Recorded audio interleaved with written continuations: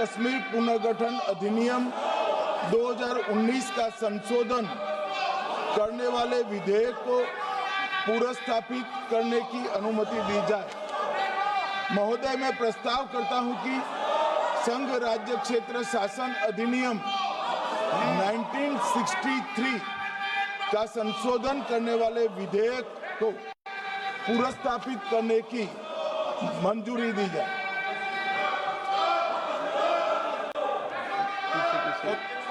कर दिया। श्री असाउद्दीन ओवैसी जी। Sir, I stand to oppose the introduction of J&K Reorganization Amendment Bill 2025, Union Territories Amendment Bill 2025, and the Constitution 130 Amendment Bill 2025, sir. Sir, this violates principle of separation of powers, due process, undermines the right of the people to elect a government. Sir, it gives executive agencies a free run to become judge and jury executioner based on flimsy allegations, suspicions, sir. Sir, only when an offence is proved beyond reasonable doubt, then only you can leave the post and the membership. But here a mere accusation, allegation, the punishment of losing one ministerial post will follow. Sir, Parliament democracy's chief ministers and ministers can only be removed through true means. First, executive prime minister can recommend their removal if the council of ministers lose confidence of the legislature. Now this bill would empower the unelected executive bureaucracy to play the role of legislature. Sir, it undermines representative parliament democracy. This amendment would leave the minister and CM at the mercy of executive agencies. The severity of the amendment is not only in the fact that one loses their position if they are arrested, but even if they are detained. Detention and administrative action doesn't require offence to be made. Sir, the chief minister will not be able to accountable people. I want to know from the Honourable Home Minister, as he read Article 74(1), which says that the Council of Ministers headed by the Prime Minister to aid and advise the President, who shall, in exercise of his function, act in accordance with such advice. Now, this bill clearly violates 74(1). Sir, this is the 1933 Gestapo when Gestapo was found in Germany. This government is hell-bent on creating a police state. This will be a death knell and leash on elected government, sir. Indian Constitution is being amended to turn this country into a police state. BNS 152, the Home Minister promised in this House that sedition would not be used. Section 316, Section 9 of BNS, PMLA Section 4, all these can be used to destabilize an elected government, sir. That is why I oppose the introduction of all these three bills. This is nothing but creating a Gestapo to ensure that our democracy does not survive. And may I tell the Honourable Home Minister, despite his promise on BNS 152 has been used against a senior journalist, Siddharth Vardhan, Assam also. That is why I oppose this introduction of three bills, sir. Thank you. Tiwari.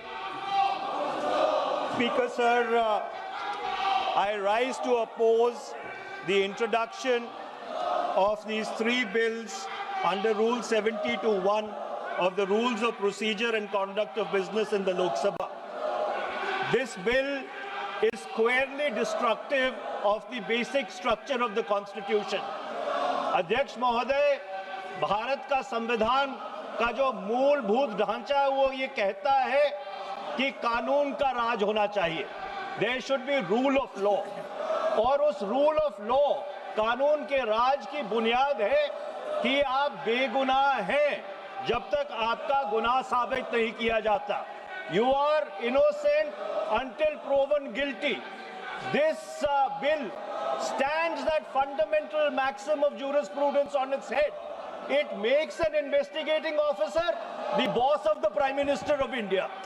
The second ground on which I oppose this bill, it violates Article 21, the due process clause.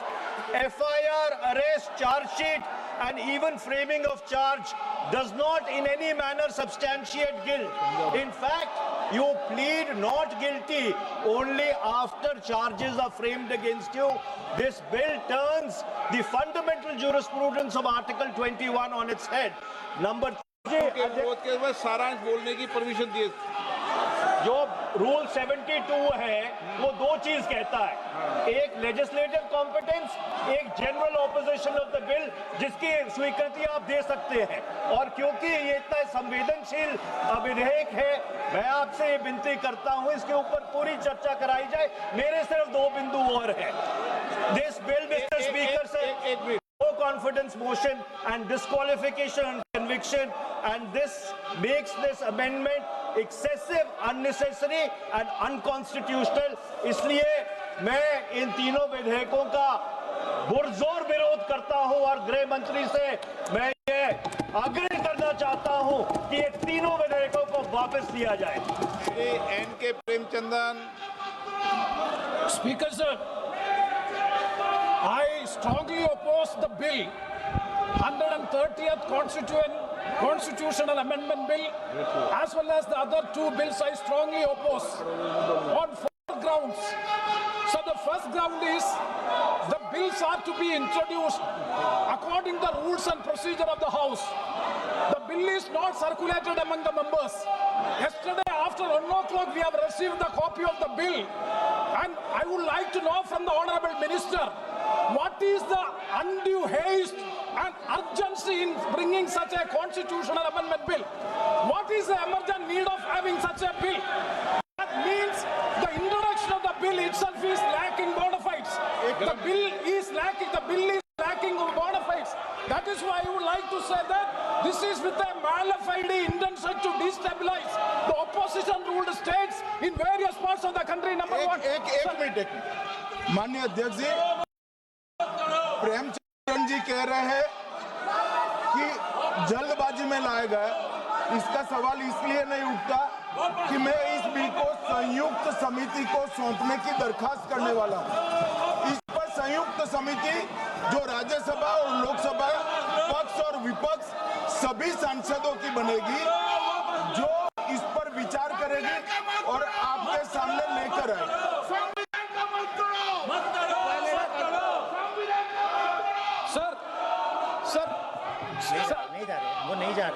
Sir, I do agree with the Honourable Minister, but at the same time, the members are having the right to oppose the bill at the time of introduction. This is the legitimate constitutional right of each and every member to oppose the bill at the time of introduction of the bill. That is being contained in the program which I am trying to say. And the second one is that is disqualified. Shri Venugopal.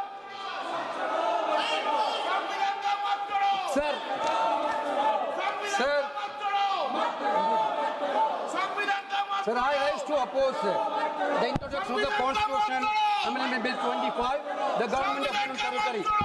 Sir, this bill is to sabotage the federal system of this country. This bill is to sabotage the basic principle of the Constitution of this country. Sir, BJP people are telling this bill is to bring morality in politics. Can I ask a question to the Honourable Home Minister? When he was the Home Minister of Gujarat, he had been arrested, sir. Whether he took the morality of that point of time, ये विषय नहीं है, whether he took the morality of that point of time. गृह मंत्री जी, अब मुझे सुनो जरा, मुझे सुनो गृह मंत्री जी, मुझे सुनो ना, पहले बैठ जाओ। प्लीज। हाँ, गृह मंत्री जी। माननीय अध्यक्ष जी, मैं रिकॉर्ड क्लियर करना चाहता हूं। मुझ पर झूठे आरोप लगाए तब अरेस्ट होने के पहले मैंने नैतिकता के मूल्यों का हवाला देकर इस्तीफा भी दिया, और जब तक मैं कोर्ट से निर्देश नहीं हुआ, कोई संविधान पद मैंने स्वीकार नहीं किया। ये क्या सिखाते हैं नैतिकता में? मैं तो इस्तीफा देकर गया था, और मैं तो चाहता हूं कि ये नैतिकता के मूल्य बढ़े। हम ऐसे निर्लज्ज नहीं हो सकते कि हम पर आरोप लगे और हम संवैधानिक पद पर रहें। अरेस्ट के पहले मैंने इस्तीफा दिया है। माननीय सदस्य, आप बिल पर बोलिए। आप 72 के नियम के तहत बोलिए। Sir, this name है, आपका डायरेक्शन है। 19 आप 72 नियम के तहत बोलिए। सर माइक नहीं है सर। नियम के तहत बोला आप 72। सर दिस आपका डायरेक्शन है 19A 19B। हाँ है। Chapter on call भी है। हाँ। Very clearly telling at least 1 week notice is needed for introducing a bill. Sir, I am telling that this bill is to target the opposition ruling government. This bill is to threaten the people like Nitish Kumar and Chandrababu Naidu. This bill is to blackmail. Sir, also, sir, my point one. आप माननीय सदस्य आप 9 चलिए।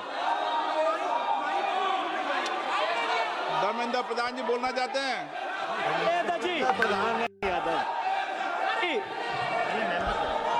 आपके मेंबरों को बिठाओ।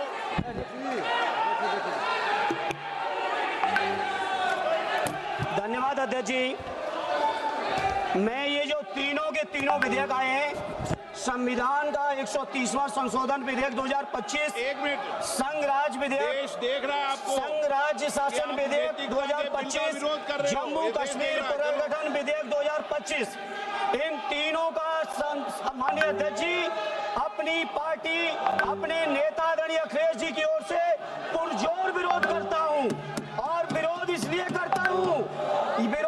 करता हूं माननीय गृह मंत्री जी, बहुत नैतिकता की बातें कर रहे हैं आप।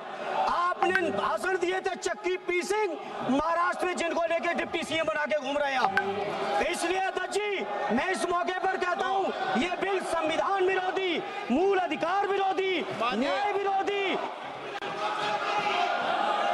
माननीय अध्यक्ष जी, मैं प्रस्ताव करता हूं कि भारत के संविधान का संशोधन करने वाले विधेयक, संघ राज्य क्षेत्र शासन अधिनियम 1963 का संशोधन करने वाले विधेयक और 2019 का और संशोधन करने वाले विधेयक को माननीय अध्यक्ष जी द्वारा नाम निर्दिष्ट किए जाने वाले इस सभा के 21 सदस्य और उपसभापति द्वारा नाम निर्दिष्ट करने वाले 10 सदस्यों के मिलकर बनने वाले सभाओं की संयुक्त सभा पर